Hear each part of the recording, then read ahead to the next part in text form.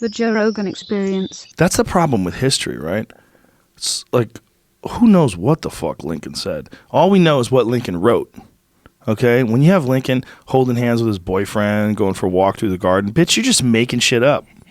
You're making shit is up. that a thing now? Well, there is speculation that Abraham Lincoln was a gay man.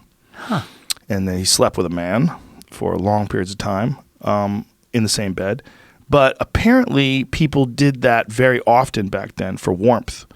Because, you lived in a place that was made out of wood that you chopped down your fucking self. I should have been for 4 years, though. Listen, it's cold for 4 years in a row. It'd be tough to share a bed with Lincoln. He was fucking huge. Yeah, he's all strong, too. He's a wrestler. Was he? Yeah. Huh. Yeah, he was an excellent wrestler, supposedly. And he shared a bed with his captain of his bodyguards whenever his wife was away. Hip-hop hooray. So maybe he was cold. I don't know. Hey. It might be both. I mean, we have to, think about it in context, right? I think if you go back to the Greeks and the Romans, gay sex was way more common. I mean, it was like almost like everybody was half gay, right? It's kind of, and pedophilia was just a normal thing.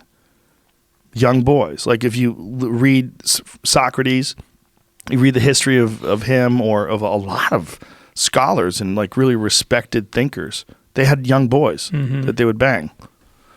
So what today is a horrific crime against humanity was completely normal back then. Yeah. So when did that stop? When did dudes just stop banging dudes? And did they just kind of do it and not talk about it? Or was it... It seems like Christianity first brought about the sexual shame that we have today. So I would probably trace it back to like 2,000 years ago. Here's the question. How much of being gay is stopped by society's expectations? Like, what is the percentage of people who are actually gay who just can't act on it because whether their mom or their religion or their church they go to or they got married and they had kids but they really want to be gay? How much of that exists today? Like, what percentage out of all the gay activity? If you could put it on a pie chart. You mean how many more gay people would there be if they didn't? If there was just no one conform to if there's no expectations pressures from religion, no expectations from your community. I'd be in. Would you be in? Fuck yeah. Do you think you'd be a top or a bottom? Top. That's what everybody thinks. I'd be a screaming bottom.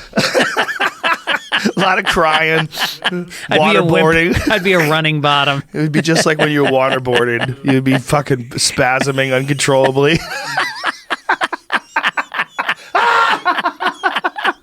And it turns out that's what a lot of the guys are into, unfortunately. Yeah, that's the biggest kink out in the community. Waterboarding. Dude, he's a runner. Butt fucked. Getting butt fucked by waterboarding. It's the new black. It's the new thing. Yeah, it's the rage. It's all the rage. Nipple clamps and